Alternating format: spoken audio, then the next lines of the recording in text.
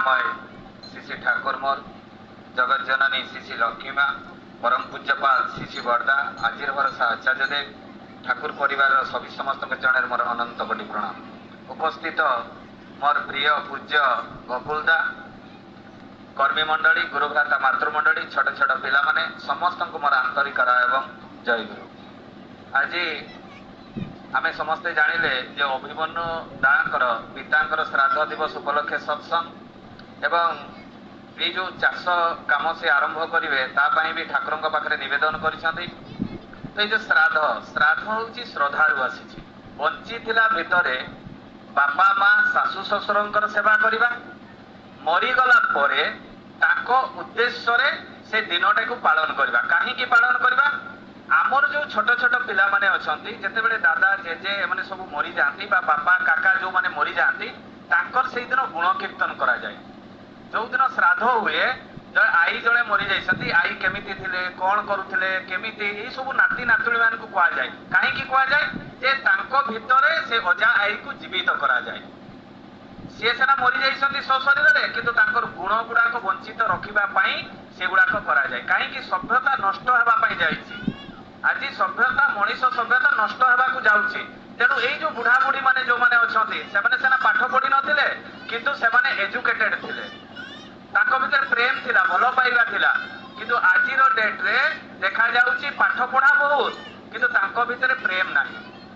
तो तेणु एई जो श्रद्धा शब्दटी आछि जो माने जो पुओ बा जो झियो निज बापा मांकर सेवा जत्न करंती नाही बा सासु ससुरंकर सेवा जत्न करंती नाही आ मरीगला परे तांकर बहुत आडंबर रे हजार हजार लोक को डाकी खुएले किसी लाभ होबो नहीं कहीं बंचिथिला भितर जदि तांकर सेवा शुश्रूषा करा जाए ताहले मरीगला परे सेई जो पितृ मानकर आशीर्वाद थाए आ जदि तांको कष्ट दिया हैताय ताले सेई लोक मानकर पितृ दोष लागे जोथि पई कि तांकर पुत्र पुत्रादि माने कष्ट भोग करंती जो माने तांकर अभाव हुए अनाटन हुए खाइबा पई मिले नै कहीं पितृपुरुष माने संतुष्ट नुहंती।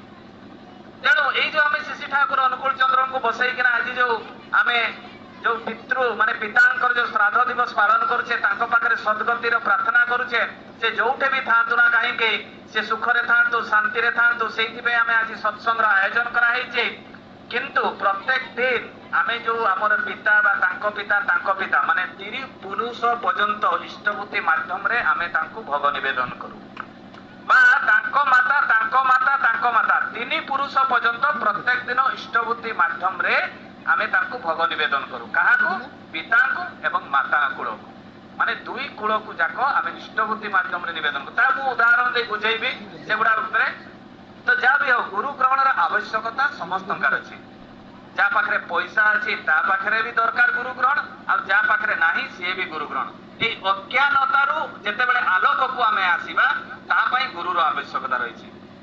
जणे वेस्ट बेंगल रो विख्यात गुटे लेखक से बहुत धनी ताको पाखरे कोनोसी जिनिस अभाव नथिला किंतु श्री ठाकुरंकर जणे भक्त थिले कृष्णचंद्र भट्टाचार्य से भी विराट गुटे लोक सीवी रमण पाखरे कंटेम्परारी हिसाब रे से साइंटिस्ट जणे थिले। सीवी रमण आमे समस्त जानिछ नोबेल पुरस्कार पाइथिले से तांको पाखरे से प्रैक्टिस करुथिले ठाकुरन को बुझिला परे तांको छाड़ी पळी आस्थिले सेही भलिया जणे लोक केष्टदा कृष्णचंद्र भट्टाचार्य से तांको सांग पाखकु जांती लेखक पाखकु ठाकुरंकर सत्यानुसरण बही देइछन्ती एवं ताकु कुहंती जे तुमे श्री ठाकुर अनुकूल चंद्रंकर दीक्षा ग्रहण करो जीवन रे तुमे सब शांति पाइबो। से कहते मो पाखरे टंका पैसा बहुत अछि गाड़ी घोड़ा अछि पुओ अछि घर अछि सब अछि मु काहे कि गुरु ग्रहण करिबे ताकर एही गोटे ही जिद थाए। से केष्टदा बारंबार कहते जे गुरु ग्रहण बिना तुमे केबे भी जीवन रे सार्थक पाइबो नाही। एई भलिया बारंबार कहला परे दिने श्री ठाकुरन को दर्शन करिया पय आछन्ती से विराट लेखक वेस्ट बेंगल रो विराट लेखक जणे आछन्ती श्री ठाकुरन पाखो जेतबेले श्री ठाकुरन पाखो को आछन्ती केष्टदा चिन्हउछन्ती जे ये मोर सांग जणे विराट लेखक तांकर कोनोसी अभाव नाही। एई कथा जेतबेले कहले सेही समय रे से ठाकुर प्रश्न करछन्ती आपण तो विराट लेखक आपण गुटे प्रदीप विषय रे मते कहंतु। प्रदीप माने दीप से लेखक कहते माटीर दीप थाए पितलर दीप थाए स्टील दीप थाए तो से दीपरे कौन करा जाए सेटा गोटे बलिता दिया जाए एवं घी डाला जाए एवं दियासिली काठी रे ताकू लगे दिया जाए एवं सेगुड़ा ठाकुर पाखरे दिया जाए। ସେତେବେଳେ ଶିଶି ଠାକୁର କହୁଛନ୍ତି ଆପଣ ତ ଖୁବ ସୁନ୍ଦର ଭାବରେ କହିଲେ, କିନ୍ତୁ ମା ମାନେ ଗୋଟେ ସେ ଦୀପରେ କାଠିଟା ରଖିଥାନ୍ତି, ଲୁହରା କାଠି ନହେଲେ ଦିଆସିଲି କାଠିଟା ସେ ଦୀପରେ ରଖିଥାନ୍ତି। କାହିଁକି ରଖିଥାନ୍ତି ଜାଣିଛନ୍ତି? ସେ ଲେଖକ କହୁଛନ୍ତି ମୁଁ ଜାଣି ନାହିଁ।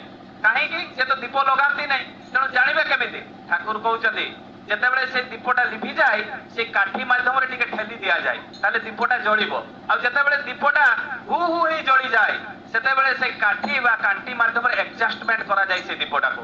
ମଣିଷ ଜୀବନରେ ତାହା ଯେତେ ବି ଧନ ସମ୍ପତ୍ତି ଥାଉ ନା କାହିଁକି, ଯେତେ ବି ଟଙ୍କା ପଇସା ଥାଉ ନା କାହିଁକି, ଜୀବନରେ ଏଭଳିଆ ଗୋଟେ ବିପଦ ଆସିବ ଯୋଉଥିରେ ସେ ତରି ପାରିବ ନାହିଁ। ଆଜିର ଡେଟ୍ରେ ତାହା ହିଁ ଦେଖାଯାଇଛି। ବହୁତ ଭଲ ପାଠ ପଢୁଛନ୍ତି ଛୁଆମାନେ, କିନ୍ତୁ ଫାଶୀ ହେଇକରି ମରି ଯାଉଛନ୍ତି, ବିଷ ଖାଇକିନା ମରି ଯାଉଛନ୍ତି। ବହୁତ ଲୋକଙ୍କ ପାଖରେ କୋଠା ବାଡି ଅଛି, 3 ତାଲା 5 ତାଲା ଘର ବନେଇ ଦେଇଛନ୍ତି। ଏଭଳିଆ ଗୋଟେ ବିପଦ ଆସିଯାଉଛି ପୁରା ପରିବାରଟା ଶେଷ ହେଇଯାଉଛି। କାହିଁକି? ତାଙ୍କ ଜୀବନରେ ଗୁରୁ ନାହାନ୍ତି। ଯଦି ଗୁରୁ ଥାନ୍ତେ ଏଇ ଯୋଉ କାଠିଟା ଯେମିତି ଆଡଜଷ୍ଟ କରାଯାଏ ମଣିଷ ଜୀବନରେ ଯେତେବେଳେ ନିଆଁ ଭଳିଆ ହୁ ହୁ ଜଳିଯିବ ସେଇ ସମୟରେ ଗୁରୁ ହିଁ ରକ୍ଷା କରିବେ। ଆଉ ଯେତେବେଳେ ମଣିଷ ଜୀବନରେ ଦୀପଟା ଲିଭିଯାଏ ସେଇ ସମୟରେ ଗୁରୁ ହିଁ ରକ୍ଷା କରିବେ। ତେଣୁ ଗୁରୁଙ୍କର କାହିଁକି ଆବଶ୍ୟକତା ଏଇଥିରୁ ଜଣାଯାଏ। ତାହେଲେ ମଣିଷ ତ ଆଜି ବହୁତ ଲିଟରେଟ ହେଇଛି, ଲିଟରେଟ ମାନେ ପଢା ଲେଖାରେ ଦକ୍ଷ ହେଇଯାଇଛି, କିନ୍ତୁ ଏଜୁକେଟେଡ ନୁହେଁ। ଯଦି ଏଜୁକେଟେଡ ହେଇଥାନ୍ତା କେରଳାରେ ସମସ୍ତେ ଫରେନରେ ଚାକିରି କରୁଛନ୍ତି। କେରଳା ଗୋଟେ ଏମିତି ଷ୍ଟେଟ, ସେଟା ସମସ୍ତେ କୁହନ୍ତି, ଟିଭିରେ ବି କୁହାଯାଏ ଯେ ସେଠି ସବୁଠାରୁ ଏଜୁକେଟେଡ ଲୋକ ଅଛନ୍ତି। କାହିଁକି? ବିଦେଶରେ ସେଠି ବେଶୀ କରନ୍ତି, କିନ୍ତୁ ଦେଖାଯାଇଛି କେରଳାରେ ସବୁଠାରୁ ବେଶୀ ବୃଦ୍ଧାଶ୍ରମ ଅଛି। ମାନେ ବାପା ମାଙ୍କୁ ବୃଦ୍ଧାଶ୍ରମରେ ରଖି ଛୁଆ ପିଲାମାନେ ଚାକିରି କରୁଛନ୍ତି। ତାହେଲେ ତାକୁ କଣ ଏଜୁକେଟେଡ କୁହାଯାଏ? କେବେ ନୁହେଁ। ଏଜୁକେଟେଡ ମାନେ ନିଜ ପରିବାର ସହିତ ରହି ସୁଖ ଶାନ୍ତିରେ ରହିବା, ଯୋଉଟା କି ସ୍ୱୟଂ ରାମଚନ୍ଦ୍ର ଦେଖେଇଥିଲେ, କୃଷ୍ଣ ଦେଖେଇଥିଲେ, ଯୀଶୁ ଦେଖେଇଥିଲେ, ମହମ୍ମଦ ଦେଖେଇଥିଲେ। ତେଣୁ ଗୁରୁଙ୍କର କେତେ ଆବଶ୍ୟକତା ରହିଛି। ଯେତେ ପର୍ଯ୍ୟନ୍ତ ଆମେ ଗୁରୁ ଗ୍ରହଣ କରିବା ନାହିଁ ଆମ ଭିତରେ ଜ୍ଞାନ ହିଁ ଆସିବ ନାହିଁ। ତେଣୁ ଗୁରୁ ଗ୍ରହଣ କଲେ ଜଣେ ମୁକ ମଧ୍ୟ ସେ କଥା କହିପାରିବ, ପଙ୍ଗୁ ମଧ୍ୟ ଗିରି ଲଙ୍ଘନ କରିପାରିବ। ସେଇଥିପାଇଁ ତ ଗୋଟେ ଶ୍ଲୋକ ଅଛି ଭାଗବତରେ, ମୁଁ କଙ୍କର ଦିବାଚାଳ ପଙ୍ଗୁ ଲଙ୍ଘିତ ଗିରି ଯତ୍ପ୍ରୀତା ପରମାନନ୍ଦୀ ବନ୍ଦେ ମାଧବ। କାହିଁକି ଲେଖା ହେଇଛି ଭାଗବତରେ? ତାହେଲେ ଠାକୁରଙ୍କର ଜୀବନ୍ତ ଗୋଟେ କଥା କହିବି। ଜଣେ ଅନନ୍ତ ମହାରାଜ ଦିନେ ପାବନା ୟୁନିଭର୍ସିଟିରୁ ଗୋଟେ ଲେଟର ଆସିଛି। କଣ ଲେଟର ଆସିଛି? ଯେ ସେକ୍ସପିୟର ବିଷୟରେ ଆଲୋଚନା କରିବେ। ମାନେ ସତ୍ସଙ୍ଗରୁ ବି ଜଣେ ଯିବେ ପ୍ରେସିଡେଣ୍ଟ, ସେ ସେକ୍ସପିୟର ବିଷୟରେ କହିବେ। ବିଭିନ୍ନ ସାଧୁ ସନ୍ନ୍ୟାସୀ ସମସ୍ତ ଧର୍ମାଲମ୍ବୀ ପାଖକୁ ଚିଠି ଯାଇଛି ୟୁନିଭର୍ସିଟିରୁ ଯେ ସେଇ ୟୁନିଭର୍ସିଟିରେ ସେକ୍ସପିୟର ବିଷୟରେ ଆଲୋଚନା ହବ। ତେଣୁ ବିଭିନ୍ନ ମୁନି ଋଷି ଖ୍ରୀଷ୍ଟିଆନ ବୌଦ୍ଧିଷ୍ଟ ଜୈନ ସମସ୍ତ ଧର୍ମାଲମ୍ବୀ ସେ ୟୁନିଭର୍ସିଟିକୁ ଯିବେ ବୋଲିକିନା ଲେଟର ପହଞ୍ଚିଛି। ଠାକୁରଙ୍କ ପାଖରେ ଯେତେବେଳେ ଲେଟର ପହଞ୍ଚିଛି ଶ୍ରୀ ଠାକୁରଙ୍କ ପାଖରେ କେଷ୍ଟଦା ନେଇକିନା ଯାଇକିନା ଦଉଛନ୍ତି ଠାକୁରଙ୍କୁ। ଠାକୁର ପଢି ସାରିଲେ ଚୁପ୍ କିନା ରଖିଦେଲେ ଲେଟରଟା। କିଛି ଦିନ ବିତିଗଲା, ଯୋଉ ଦିନ ଯିବା କଥା କେଷ୍ଟଦା ଆସିକିନା କହୁଛନ୍ତି ଠାକୁର ଆଉ ସେଠି ଲେଖା ହେଇଥିଲା ଚିଠିରେ ଯେ ସେ ସତ୍ସଙ୍ଗର ପ୍ରେସିଡେଣ୍ଟ ଯିବେ ୟୁନିଭର୍ସିଟି ଏବଂ ସେକ୍ସପିୟର ବିଷୟରେ କହିବେ। ଠାକୁର କହୁଛନ୍ତି ଯିଏ ଯିବା କଥା ମୁଁ ତାକୁ କହିଦେଇଛି। କେଷ୍ଟଦା ପଚାରୁଛନ୍ତି କିଏ ଯିବ? ସେ କହିଲେ ଅନନ୍ତ ମହାରାଜ ଯିବ। କେଷ୍ଟଦା କହୁଛନ୍ତି ସୁଶୀଲ ବସୁ ଇଂରାଜୀରେ ଭଲ କହିପାରନ୍ତି, ସିଏ କଲେ ଭଲ ହବ, କିନ୍ତୁ ଅନନ୍ତ ମହାରାଜ ତ ମାତ୍ର 5 କ୍ଲାସ ପଢିଛନ୍ତି, ସିଏ କଣ ଇଂଲିଶରେ ଭାଷଣ ଦେଇପାରିବେ ୟୁନିଭର୍ସିଟିରେ? ଠାକୁର କହିଲେ, ପୁନର୍ବାର କହିଲେ, ମୁଁ ଯାହାକୁ କହିବା କଥା କହିଦେଇଛି, ସିଏ ଅନନ୍ତ ହିଁ ଯିବ। କେଷ୍ଟଦା ତାଙ୍କର ମୁହଁଟା ଶୁଖିଗଲା, କହିଲେ 5 କ୍ଲାସ ପଢିଛି ପିଲାଟା, ସିଏ ଯିବ ସେକ୍ସପିୟର ବିଷୟରେ ୟୁନିଭର୍ସିଟିରେ କହିବା ପାଇଁ। ଯେତେବେଳେ ଏଇ କଥାଟା ଯେତେବେଳେ କହିଦେଲେ ସେତେବେଳେ କେଷ୍ଟଦା ଆଉ ବିଭିନ୍ନ ଆଶ୍ରମର ଯୋଉ ଶିକ୍ଷିତ ଲୋକମାନେ ସେମାନେ ଲଜ୍ଜାରେ ଆଉ ଗଲେନି ୟୁନିଭର୍ସିଟି। କାହିଁକି? 5 କ୍ଲାସ ପଢିଛି ପିଲାଟା, ସିଏ କଣ ସେକ୍ସପିୟର ବିଷୟରେ କହିବ? ଏଇ କଥା ଭାବିକିନା ଆଉ ଆଶ୍ରମକୁ କେହି ଗଲେ ନାହିଁ। କିନ୍ତୁ ୟୁନିଭର୍ସିଟିର ପାଖାପାଖି ଗୁରୁ ଭାଇ ମାନେ ଯାଇଥିଲେ ୟୁନିଭର୍ସିଟିକୁ ଶୁଣିବା ପାଇଁ ଯେ ଆଶ୍ରମରୁ କିଏ ଜଣେ ଆସୁଛନ୍ତି ସେକ୍ସପିୟର ବିଷୟରେ କହିବେ। ବିଭିନ୍ନ ମୁନି ଋଷି ସାଧୁ ସନ୍ନ୍ୟାସୀ ବିଭିନ୍ନ ଧର୍ମାଲମ୍ବୀ ଲୋକ ସେକ୍ସପିୟର ବିଷୟରେ କହିଛନ୍ତି। ସମସ୍ତେ 5ରୁ 10 ମିନିଟ। ଯେତେବେଳେ ପାଳି ପଡିଲା ଅନନ୍ତ ମହାରାଜଙ୍କର, ଶ୍ରୀ ଠାକୁରଙ୍କର ଜଣେ ଅନନ୍ତ ଭକ୍ତ, ସେ ଯେତେବେଳେ ଠିଆ ହେଲେ ଅଧା ଘଣ୍ଟା ସେକ୍ସପିୟର ବିଷୟରେ କହିଲେ। ଯେତେବେଳେ ସେକ୍ସପିୟର ବିଷୟରେ କହି ଓହ୍ଲେଇକିନା ଆସୁଛନ୍ତି ଷ୍ଟେଜ ଉପରୁ, ପ୍ରଫେସର ପଚାରୁଛନ୍ତି ଆପଣ କଣ ସେକ୍ସପିୟର ବିଷୟରେ ଏତେ କଥା କହିଲେ ଯୋଉଗୁଡାକ ମୁଁ ଜାଣିବି ନାହିଁ, ଏଗୁଡା ତ ବହିରେ ଜୀବନରେ ମୁଁ ପଢି ନାହିଁ, ଏଗୁଡା କଣ ଆପଣ କୋଉଠୁ ଶିଖିଲେ, କୋଉଠୁ ଶୁଣିଲେ ଏତେ ସେକ୍ସପିୟର ବିଷୟରେ? ସେତେବେଳେ ସେ ଅନନ୍ତ ମହାରାଜ କହିଲେ ସେକ୍ସପିୟରକୁ ଯିଏ ଜନ୍ମ କରିଛନ୍ତି ବା ଯିଏ ସୃଷ୍ଟି କରିଛନ୍ତି ମୁଁ ତାର ସଙ୍ଗ କରେ। ଆଶ୍ଚର୍ଯ୍ୟ ହେଇଗଲେ ପ୍ରଫେସର, ତାହେଲେ ସିଏ କିଏ? ସିଏ ହଉଛନ୍ତି ଶ୍ରୀ ଠାକୁର ଅନୁକୂଳ ଚନ୍ଦ୍ର, ଯୁଗ ଯୁଗ ଧରିକିନା ଆସିଛନ୍ତି। ସେଇଥିପାଇଁ ତ ଗୀତାରେ ଲେଖା ହେଲା ଯେ ମନା କରିଥିଲେ କି କୃଷ୍ଣ ଯେ ମୁଁ ଆଉ ଆସିବି ନାହିଁ ବୋଲିକିନା, ସେଇପାଇଁ ଗୀତାରେ ଲେଖିଦେଲେ ଯଦା ଯଦା ହି ଧର୍ମସ୍ୟ ଗ୍ଲାନିର୍ଭବତି ଭାରତ ଅଭ୍ୟୁତ୍ଥାନମ ଧର୍ମସ୍ୟ ତଦାତ୍ମାନ ସୁଜାମମ୍ ପରିତ୍ରାଣାୟ ସାଧୁନା ବିନାଶାୟ ଚ ଦୁଷ୍କୃତା ଧର୍ମ ସଂସ୍ଥାପନାର୍ଥାୟ ସମ୍ଭବାମି ଯୁଗେ। କଣ ତା ମାନେ? ତା ମାନେ ଯେତେବେଳେ ଯେତେବେଳେ ଗ୍ଳାନି ହେବ ମୁଁ ଆସିବି। କିଏ କହିଥିଲେ? ଗୀତାରେ ଶ୍ରୀକୃଷ୍ଣ କହିଥିଲେ। तारे कौन शिशि ठाकुर आसी नांती आज कोर ग्लानी है नहीं आज स्वामी स्त्री भितर संपर्क भल नहीं छुआ पिला भितर संपर्क भल नहीं पिता पुत्र भितर संपर्क भल नहीं आज कौन ग्लानी आसी नहीं कहा भितर समस्त भितर ग्लानी आसी आज आवश्यकता पड़ी शिशि ठाकुर अनुकूल चंद्र को आसवाई आम ठाकुर दीक्षा नहीं नहीं नेऊ नहीं आईपाई ठाकुर विधान उपर आम जाणु ना से तो अगड़ बगड़ आम चलारे चलुचु कहीं आम शास्त्र जाणु ना खाली भजन कीर्तन करुचे उदंड कीर्तन करुचे आज आम बहुत जगह संकीर्तन हुए ये जो ग्रीष्म ऋतु में संकीर्तन हुए ये संकीर्तन मंत्रटा कौटू आसी रूप मेदर हरे कृष्ण कृष्ण कृष्ण हरे हरे हरे राम राम राम हरे रूप मेदर आसी मुनि ऋषि माने स्वर देइथिले से समय गोटे स्वर थिला जो स्वर रे से कीर्तनटा को गान करा होतला आज डेट रे कोन होउची आज डेट रे झियो एवं पुओ मिसिकिना डिस्को डांस मारुछंती आ सिनेमा गीत होईची ताने केते कदर्ज होई गला आज धर्मटा आज कोन ए संकीर्तन रहिला आ आमे को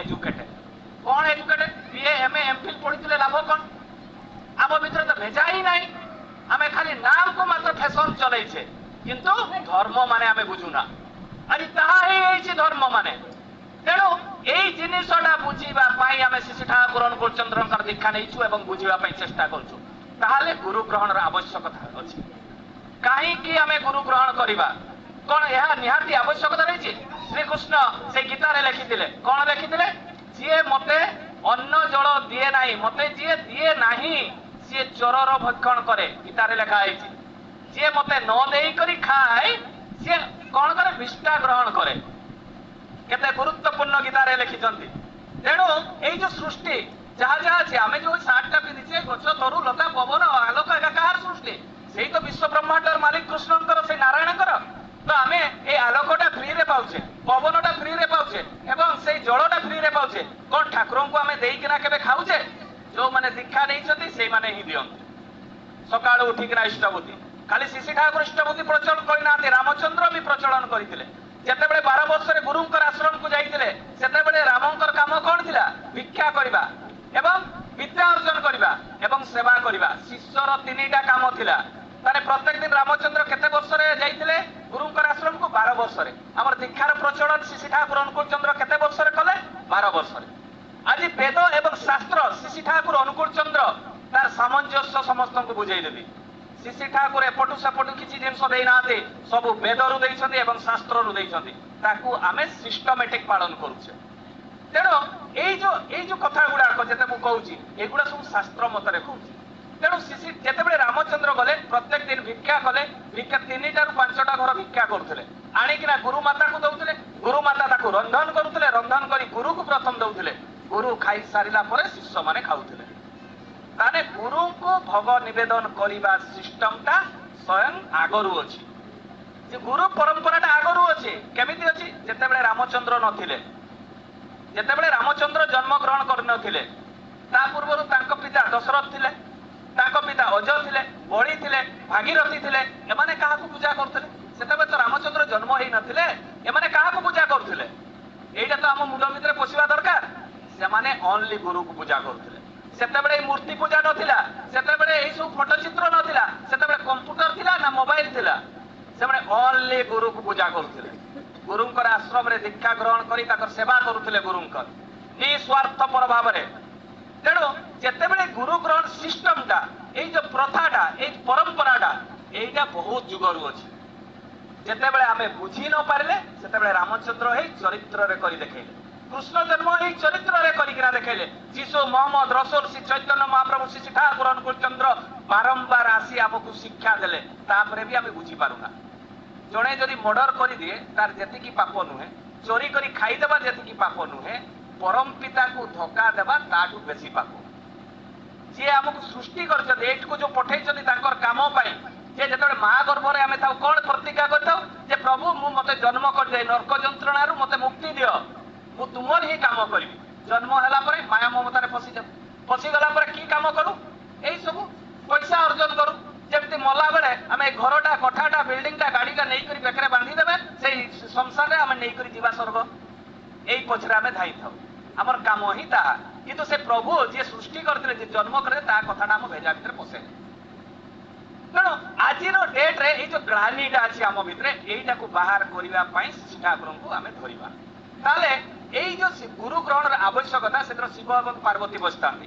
পার্বতী প্রশ্ন করছেন এসব রূপ বেদর কথা কହୁଛି পার্বতী প্রশ্ন করছেন যে প্রভু এই যে মଣିষ মানে বহুত গুড়া দেবে দেবীଙ୍କୁ ପୂଜା କରୁଛନ୍ତି କାହାକୁ ପୂଜା କଲେ 33 କୋଟି ଦେବାଦେବୀ ପୂଜା ପାଇବେ ସେଇଟା ମତେ ଟିକେ କହିଦିଅ এই প্রশ্নটা কিଏ পଚାରିଲେ পার্বতী স্বয়ং শিবଙ୍କୁ পার্বতী কোন জানি নাନ୍ତି ସବୁ ଜାଣିଛନ୍ତି ତାପରେ ବି ପ୍ରଶ୍ନ କଲେ କାହିଁକି ପ୍ରଶ୍ନ କଲେ এই ମଣିଷ ମାନଙ୍କ ପାଇଁ এই ମଣିଷର ଲୋକ ପ୍ରତିନିଧି ହିସାବରେ ପାର୍ବତୀ ପ୍ରଶ୍ନ କରୁଛନ୍ତି সেই সমୟରେ ପାର୍ବତୀଙ୍କୁ ସ୍ୱୟଂ ପ୍ରଭୁ ଶିବ କେତେ ସୁନ୍ଦର ଆନ୍ସର ଦେଇଛନ୍ତି କଣ ଲେଖ କହିଲେ যে গুরুর ব্রহ্মা গুরুর বিষ্ণু গুরুর দেব মহেশ্বর গুরু সাক্ষাৎ পরম ব্রহ্ম তস্মৈ শ্রী গুরুবে নমঃ এটা কোউঠি আছে ঋগ্বেদরে আছে এটা আমি সমস্ত মুখস্থ করে দিয়েছি কিন্তু যে গুরুকে পূজা কলে 33 কোটি দেবাদেবী পূজা পাইবে এই তার প্রমাণটা পার্বতী শিবଙ୍କୁ প্রশ্ন করছেন পুଣି ଶିବଙ୍କୁ ପ୍ରଶ୍ନ କରୁଛନ୍ତି ଯେ ମଣିଷ କାହାର ମନ୍ତ୍ର ଜପ କରିବ ଋଗ୍ବେଦରେ ଲେଖା ହେଇଛି ମନ୍ତ୍ର ମୂଲ୍ୟମ୍ ଗୁରୁ ବାକ୍ୟମ୍ ଋଗ୍ବେଦରେ କଣ ଲେଖା ହେଲା ମନ୍ତ୍ର ମୂଲ୍ୟମ୍ ଗୁରୁ ବାକ୍ୟମ୍ ଗୁରୁଙ୍କର ନିର୍ଦ୍ଦେଶିତ କଥା ମନ୍ତ୍ର ସହିତ ସମାନ ତା ମାନେ ହେଉଛି ମନ୍ତ୍ର ସହିତ ସମାନ ଠାକୁର କୋଉ ମନ୍ତ୍ରଟା ଦେଲେ ରାଧା ନାମ ଯୋଉମାନେ ଦୀକ୍ଷା ନେଇଛନ୍ତି ତା ସହିତ ଆଉ ଦୁଇଟା ଅକ୍ଷର ଏଡ୍ ଅଛି ଆଜି ୟୁଟ୍ୟୁବ ଖୋଲିଦେଲେ ମୁନି ଋଷି ସାଧୁ ସନ୍ନ୍ୟାସୀ ମାନେ ଯୋଉ କାଶୀ ବୃନ୍ଦାବନରୁ ଆରମ୍ଭ କରି ମଥୁରାରୁ ଆରମ୍ଭ କରି ସମସ୍ତେ ରାଧା ନାମ ହିଁ ଜପ କରନ୍ତି ଠାକୁର କଣ ଏପଟୁ ସେପଟୁ ଦେଲେ ସବୁ ଜିନିଷ ଶାସ୍ତ୍ରରୁ ଦେଲେ ଆମେ ଠାକୁରଙ୍କୁ ବୁଝି ପାରୁନି ଏଟା ଗୋଟେ କି ସଂସ୍ଥା ଆମେ ଭାବୁ ଏଠି ଆସିକରି ଲାଭ କି ଏଇଟା ଭାବୁ ଆମେ ଏଇଟା ହିଁ ଭାବୁ ଠାକୁରଙ୍କର କିଛି କାମ ନାହିଁ ଦୀକ୍ଷା ପରେ କିଛି ହିଁ କାମ ନାହିଁ ନିଜେ ବଞ୍ଚିବା ପାଇଁ ଠାକୁର ଦେଇଛନ୍ତି ବିଧାନ ଆମେ ଭାବୁ ଏଟା ଗୋଟେ ଠାକୁରଙ୍କର କାମ ସେଟା ବି ମୁଁ ପ୍ରମାଣ ସହ କହିବି ପୁଣି ପାର୍ବତୀ ପ୍ରଶ୍ନ କରୁଛନ୍ତି ଯେ ପ୍ରଭୁ ଯେ ସିଏ କାହାକୁ ପୂଜା କଲେ 33 କୋଟି ଦେବାଦେବୀ ପୂଜା ପାଇବେ ଋଗ୍ବେଦରେ ଲେଖା ହେଇଛି କଣ ଲେଖା ହେଇଛି ପୂଜ୍ୟମ୍ ଗୁରୁ ପାଦମ୍ କଣ ଲେଖା ହେଲା କାହାକୁ କାହାର ପାଦ ପୂଜା କରିବା କଥା ଋଗ୍ବେଦରେ ଲେଖା ହେଇଛି ପୂଜ୍ୟମ୍ ଗୁରୁ ପାଦମ୍ ତାନେ ଗୁରୁଙ୍କର ପାଦକୁ ପୂଜା କଲେ 33 କୋଟି ଦେବାଦେବୀ ପାଇବେ ତାହେଲେ କେତେ ଗୁରୁତ୍ୱପୂର୍ଣ୍ଣ କଥା ପୁଣି ଋଗ୍ବେଦରେ ଲେଖା ହେଲା ପ୍ରଶ୍ନ କରୁଛନ୍ତି ପାର୍ବତୀ ଯେ କାହାର ସେ ପୂଜା କରିବେ କାହାର ଫଟୋ ପୂଜା କରିବା କଥା କହିଛନ୍ତି ସେଇଠି ଲେଖା ହେଇଛି ଯେ ଗୁରୁଙ୍କର ଫଟୋକୁ ପୂଜା କରିବା କଥା ଲେଖା ହେଇଛି ଆମେ ଜାଣୁ ଯେ ଚକ୍ର ଫଟୋ ଆମକୁ ଦିଆହେଇଛି ସମସ୍ତେ ଘରେ ରଖିଛନ୍ତି ଯୋଉମାନେ ଦୀକ୍ଷା ନେଇଛନ୍ତି ସେମାନେ ଚକ୍ର ଫଟୋ ରଖିଛନ୍ତି ସେଇ ଚକ୍ର ଫଟୋ ଭିତରେ ଠାକୁରଙ୍କର ବା ଆମର ଗୁରୁଙ୍କର ଗୋଟେ ଫଟୋ ଅଛି ଆମେ ତାକୁ ଦେଖିକରି ନାମ ଧ୍ୟାନ କରୁ ତାହେଲେ এই যে গুরুঙ্কর পূজা করা কথা এই ফটো পূজা করা কথা ঋগ্বেদরে লেখা আছে শেষ প্রশ্ন পার্বতী প্রশ্ন করছেন যে প্রভু মু তো সবু জানিগলি যে কাহার মানে পূজা কলে মনিষ মোক্ষ প্রাপ্তি পাইব ঋগ্বেদরে লেখা আছে মোক্ষ মূল্যম গুরু কৃপা গুরুঙ্কর যদি কৃপা হুয়ে মনিষ মোক্ষ প্রাপ্তি পাইব তাহলে কেতে গুরুত্বপূর্ণ কথা যে কৃপা মানে কোন ঠাকুর কইলে করে পাবা মানে আচরণ করিবা রামায়ণটা জনে মুখস্থ করে দেইছি আর গীতাটা জনে মুখস্থ করে দেইছি যাহা পচারলে সে অনর্গল কই যাଉଛି কিন্তু দেখিলা বেলে তার মাকু সে ভাল পাই নাই তা বাপাকু ডেলি পিটে স্বামী স্ত্রী ঝগড়া চলে আচরণরে নাহি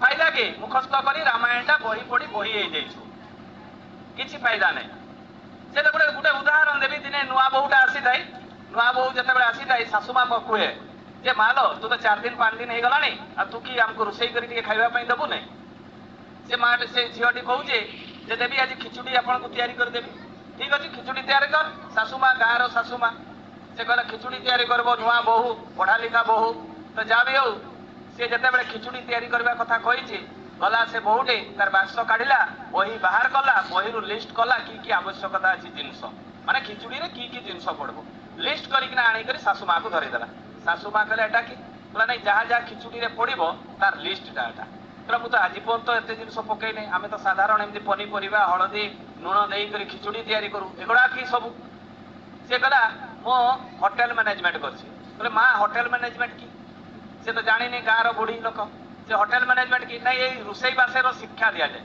সেটা গোটে কি সেটা মুই পিএইচডি বি করিছি পিএইচডি সেটা কি সে তো বুঝি পারতে নাই ସେ କହିଲା ଠିକ ଅଛି ତୁ ଯଦି କହୁଛ ବଢିଆ ସେ ହେବ ଆଉ ଜୀବନରେ ତ ମୁଁ ସେମିତି ଖାଇବି ନାହିଁ ଥିବି ବୋଧେ ତ ଯାହା ବି ଲିଷ୍ଟଟା ଦେଇଦେଲେ ଲିଷ୍ଟଟା ଦେଲା ପରେ ତାଙ୍କ ପୁଅ ନେଇକରି ଆସିଲେ ସବୁ ମାର୍କେଟରୁ ଜିନିଷ ଆଣିକିନା ସେ କହିଲେ ସେ ବହୁ ନୂଆ ବୋହୂ କହୁଛନ୍ 40 ମିନିଟ୍ ଲାଗବ ଖିଚୁଡ଼ି ତିଆରି ହେଇଥାଏ ତୁମେ ମତେ ଡିଷ୍ଟର୍ବ କରବନି 40 ମିନିଟ୍ ପରେ ତୁମକୁ ଖୁଏଇବି ସେ କହିଲେ ଠିକ ଅଛି ସେ କବାଟଟା ବନ୍ଦ କଲା ଖିଚୁଡ଼ି ତିଆରି ଆରମ୍ଭ କଲା 40 ମିନିଟ୍ରୁ 50 ମିନିଟ୍ ହେଇଗଲା 50 ମିନିଟ୍ ପରେ ପୁଅ ଆଉ ମାନେ ମା ପୁଅ 2 ଜଣ କଥା ହଉଛନ୍ ये देखना बहु की कला 40 ରୁ 50 मिनिट हो गला से तो कहला 40 मिनिट भीतर खिचुड़ी हवा कथा जाई करी कबाट खोलला पुओ कबाट खोलला बेले देखा जाउची बहुटा ढाकुणीटा तार मुंड ऊपर नदी देछि से कहूची तुमे की पे एटा मुंड ऊपर रखछ नहीं बही रे लिखा है पूरा मुंड ऊपर रखबार पे ढाकुणीटा से कहूचे मूर्ख नहीं करी अरे डेक्ची रो मुंड ऊपर रखबा कथा तुमर थोड़ी तापरे देखा जाउची जे तळ आडे अनौची पुओ तळ आडे जते बेले अनौची सेते बेले की होउची जे देखा गला निया आ जोळै नहीं गैस रो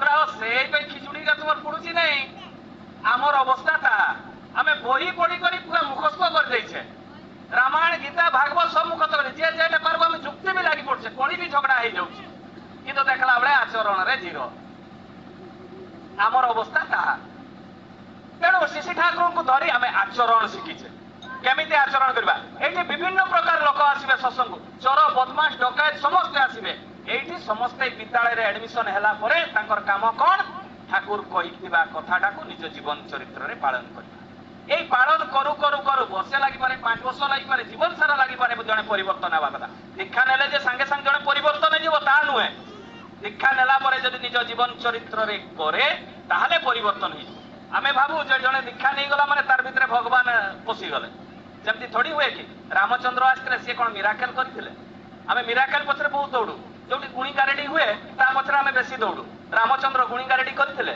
ना से भगवान नाही आमे बुझवाटा भूल श्रीकृष्ण आसी करी कोन गुणीगारेडी करथिले से यदि करि दाते ताले रामचंद्र हातोटा देखैथिले रावण मरि जाई थांता श्रीकृष्ण आसीथिले से हातोटा देखै दिथिले कंस मरि जाई थांता से तो भगवान आमे तो तांको पूजा करूछे ना से भगवान नाही से प्रेतोगा भगवान आमे सेईगा को बेसी बाबू आमे सेईगा को बेसी बाबू प्रेतोगा को आमे भगवान बाबू बाबू भगवान मांगू हम पूजा ही करू नहीं कहीं आमे भगवान विषय जानू ही नहीं ये विश्व ब्रह्मांड और मालिक के जानू नहीं सेई पई शिशु ठाकुर को धरिबा आमे बहुत किछि जिंस छोट छोट जिंस गुडा को हम कहबी जेमिति बळी कथा बळी माने कोन बळी माने त्याग बळी माने संस्कृत अर्थ बळी माने त्याग करबा आमे कोन करू कोनसी जदी डरै देबो ताले तू जदी कुकुडाटा नाही देबो काल मरबो से पूरा डरी मरी करी से कुकुडाटा आनी कर देई देबो आमर नेचर सही बढिया काई कि आमर तो नाम ता धरि नै ना जे नाम धरिथिबो शिशि ठाकुर को धरिथिबो से नाम बडरे ताकू केई किछि करि पारिबे नै ए बढिया कोनसी शक्ति जाय जदी निष्ठापर भाबरे शिशि ठाकुर अनुकूल चंद्र को धरिथिबो ता जीवन रे केबे किछि हेबो नै एइटा शिशि ठाकुर ग्यारंटी दै छथि से कहले तू नारी हत्या करता ब्रह्म हत्या करता गो हत्या करता तू मो पाखु आइ मु तोर सब पापता मो पुछि देबी एई बढिया ग्यारंटी केई दै पारिबे आज पर्यंत जते भी पुरुषोत्तम आछन्ति केही भी कहि नांती ए कथा शिशि ठाकुर अनुकूल चंद्र कहले ताले बळी रो अर्थ कोन बळी माने त्याग करबा त्याग माने स्वयं रामचंद्र अश्वमेध यज्ञ करथिले अश्वमेध यज्ञ कला बेले तांकर प्रिय घोड़ाटा को त्याग करथिले तार प्रिय घोड़ाटा को त्याग करथिले काटी नथिले ताने बळी रो अर्थ त्याग उपवास आमे करू उपवास रो अर्थ कोन उपवास माने संकल्प उपवास माने संकल्प आमे लक्ष्मींकर माणबसा करू जो माने चाषबास करते समस्त ही माणबसा करते लक्ष्मींकर व्रत करते व्रत माने संकल्प व्रत जेतेबेले करा जाय तार नियम कोन अछि विधान कोन अछि आमे कोन अछि ए जो 12 व्रत उषा आमे फैशन भाबरे करू फैशन माने तार नियम आमे जानु नै आमे जेतेबेले घरे बहुत देवादेवी को रखू ठाकुर मना करि नांती सब देवादेवी को पूजा करबा कथा कहिसन से दुर्गा हो काली हो शिव हो जार जोटा पसंद किंतु जे पूजा करिवो तांको विषय रे जानिबा दरकार मु जदि शिवंकर मूर्तिटा रखिबी तार स्तुति तार जप तार भोग लगैबार प्रोसेस जानिबा दरकार तापरे मु आनिकरा रखबी आमे केमति करू आज जाइछु चकधरपुर मेला देखलु गणेश फोटोटा भल लागुची जगन्नाथ फोटोटा भल देखाउची तारिणी फोटोटा भल देखाउची किणिकिना नै आसु आनिकिना रखि देबु किछि किछि लोक कोन करथि घर सामना रे ए जो गेट रे हनुमान रो फोटोटा टांगी दियंती कि पे टांगती आम घर को भूत प्रेत आसबो नै हनुमान रो फोटोटा माने कि पे माने भगवान को केते तुच्छ कर दै छै माने नग्न कर दै छै भगवान को भगवान हमर हनुमान चौकीदार घर जगीदार तोय हमर घर तोय भूत प्रेत नै आसबो आमे एई बेला जीवंत बोली भगवान को भाबुना आमे भगवान को जीवंत बोली भाबुना माने एते हम भितरे भेजा पसि छै आमे एते ज्ञानी एते एजुकेटेड हे जाय छै जदि भगवान को जेते पंत जीवंत भाबिया नै अंतर सहित आमे ताको भाबिया नै आज ये भगवान को कांथ बाडरे टांगी दउछथि चित्र बनछि सेठी जेटपिटी उठी जाउछि कॉकरोच उठी जाउछि गाई मुति दउछि कुकुर मुति दउछि धूली धूसर हे जाउछि एटा कोन भलो एटा कोन आमे आशीर्वाद पाइबा हम एई जिंस पुरा ग्लानी होने बहुत लोग तुलसी रे भी बहुत से विष्णुकर मूर्ति बहुत लगे दे थानी टाइल मिलुछि ना से गुडा टांगी दे थानी एई गुडा को ग्लानी मनुष्य एई गुडा जानिबा दरकार जेते बेले आमे लक्ष्मी व्रत करू ये व्रत कथा कहते व्रत माने संकल्प केमिति आमे लक्ष्मी व्रत करवा आमर जो नैतिक कर्म थाए प्रत्येक दिन ब्रह्म मुहूर्त उठी जमी आम नाम ध्यान करवा इष्टभूति करवा जहाँ जहाँ करवा सका गोबर देवा झुंटी देवा यही जो कार्यक्रम गुड़ाक थाए कर सारा आग दिन गोबर देवा नहीं आग दिन झुंटी देवा नहीं बासी हो जाए भूत प्रेत विभिन्न प्रकार जिनिस खराब जिनिस से बुली जाती तेणु आम कौन करूँ ना सका तो उठी हे नहीं अड़सुआ तेणु आम कि करूँ आग दिन गोबर दे दू झुंटी मारिदू सेमती हुए नहीं पूजा पोषा ब्रह्म मुहूर्त उठिकिना झुंटी एवं गोबर देवा दरकार तापर घर ठाकुर घर गाधे गुधाकिना ठाकुर घर पुछापुछी हे बहुत सुंदर भाव में सफा धुआ धुई कर सारा कौन कर से व्रत टी पालन कर व्रत पालन कर सारा दिन सारा कौन कर सहित कथा हवा दरकार नहीं जो दिन व्रत हुए जहाँ भी व्रत कर सावित्री व्रत कर लक्ष्मी व्रत कर जहाँ भी व्रत कर ना कहीं से दिन सारा नाम जप एवं स्तुति करा कहारी सहित वार्तालाप करा जाए नहीं व्रत दिन कहारी सहित वार्तालाप करा जाए नहीं माने कथबार्ता बंद तार दिन उठी सारा तुम कथा हो पार आम कौन करूँ व्रत जमी सरीज जल्दी जल्दी आम कौन करूँ से किए माँ सहित कथा हे किए टीवी सामने बस किए शाशु नणद दुनिया आलोचना करबे ये चले यहाँ कौन व्रतटा कौन संपूर्ण है केवे नुहे आमर यहीटा ही ग्लानी आ जब व्रत हो आग दिन मांसटा आसी जाए अरे काली तो लक्ष्मी व्रतटा जे फ्रिज रे था लक्ष्मी व्रत जमी पास होर दिन खाली टुक टुक लगुव केमती से आम खाइबा आ से लक्ष्मी व्रत रे कौन लिखाई लक्ष्मी जो व्रतटा को आम जो संकल्प करूँ जो मैंने दीक्षा नहीं ना से भी शुणा दरकार जो मैंने दीक्षा नहीं ना से भी शुणा दरकार लक्ष्मी पुराण रे जो मैंने पाठ करते छोट बईटा से लिखाई था स्वामी को देवता बोली मानिबा आज ठारू संकल्प कले जे माछ मांस प्याज रसुण छाड़बी ये कथाटा से बही रे लिखाई थाए आम छाड़ू कि नहीं आम लक्ष्मीटा पूजा करदे आम घर खाली धनका बर्षिब आमर यही चिंताधारा से शिशि ठाकुर को धरवा एमती पूजा कर कहीं व्रत से आम गोकुलदा झील पढ़ुला प्रार्थना समय रे जे व्रत कहीं करवा केमिति करला करिले कौन लाभ हम यहाँ नारी नीति रे ठाकुर लिखि आम ना पढ़ू ही नहीं नारी नीति खाली माँ मान दरकार ता नुहे भाई मान भी दरकार सब गुड़ा ना भी किसी गुड़ा भाई मान निहाती दरकार तो एगुड़ा को हमको जानिबा दरकार आम ग्लानी रे अच्छु बोली कि ना आम से गुड़ाक करूना ये जो खाद्यर कथा मुझे कहे ठाकुर जीवन कथा तो कहानी कथा बहुत अच्छी कहीं प्रथम थर पर आसी प्रथम थर पर आसिकिना मु भावुची जे ठाकुर किसी जो गुड़ाक जानवर आवश्यकता रही जो गुड़ाक आम भूल करुचे से गुड़ाक मुझे चाहूँगी जीवन चरित्र रे जेते पर्यंत विधानटा को पालन करवा आम शिखी नहीं सेते पर्यंत आम खाली ठाकुर दीक्षाटा नहीं जाइए दीक्षा नेले हुए ना जानापी चेष्टा करा जाए बही अच्छी विभिन्न प्रकार दादा माने अच्छा प्रश्न कर से बुझे देवे सुंदर भाव मनु संगीत लिखाई यक्ष रक्ष पिशाचेण यक्ष रक्ष पिशाचेण भक्षण मांस सुरापान तारे मांस आ मद किए खाए यक्ष माने जो पाताल में था आउ किए खाते राक्षस माने आउ किए खाते पिशाच माने ताने ये तीनटा भितर आमे किए आमे पिशाच ना राक्षस ना यक्ष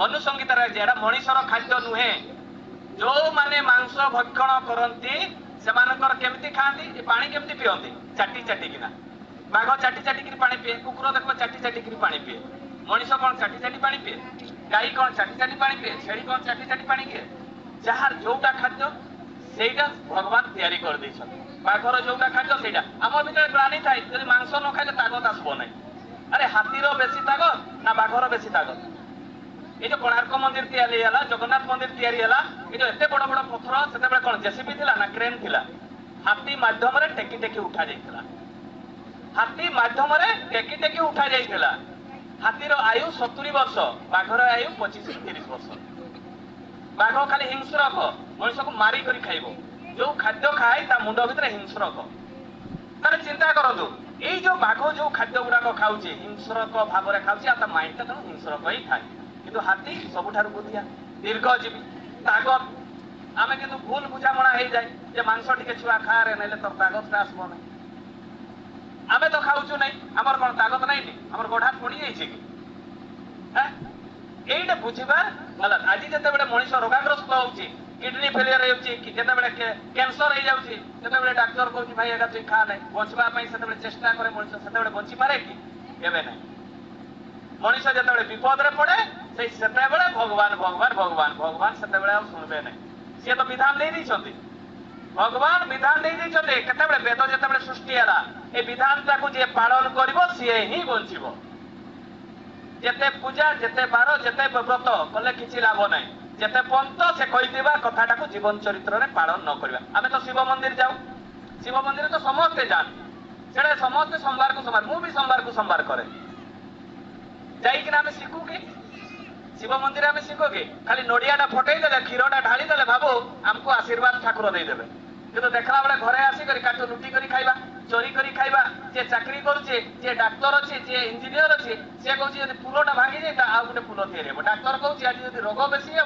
तार मोर पाक पेसेंट बेसी आसवे हाँ कि नहीं समस्ते जे जार स्वार्थ अच्छन किंतु यही जो स्वार्थ भितर परम पिता जो आमको माने जो बुद्धिटा देइछथि जो दिमागटा देइछथि ताको ठीक भाव में विनियोग करबा दरकार सेही कते गीतारे लिखि देइछथि स्वयं श्री कृष्ण जे मते चिंतन करे जे मते मनन करे से मते पाए जे मते चिंतन करे ना मनन करे ना मते पाए ना मृत्यु समय रे जार मनोभाव जेमिति से सेही भड़िया ही पाए मृत्यु समय रे जार मनोभाव जेमिति से ताहा ही पाए हाँ कि नहीं ताले ये जते बेले आमे कुकुराटा को काटी दउछे काटी देला समय रे तार मनोभाव की थाई जदि मु निजे अनुभव करे जे से बोले भाबुतबो जे से मृत्यु समय रे भाबे जे मनीषटा तो मते काटुची मु जदि मनीष होई ताने मु ताको काटी देई था ताले सेही कुकुराटा का घरे जन्म हबो मोर घरे जन्म हबो जेतु मु आनीछि तो मोर घरे ही जन्म हबो मते कि से कुकुराटा भल पाइबो मनीष जन्म हे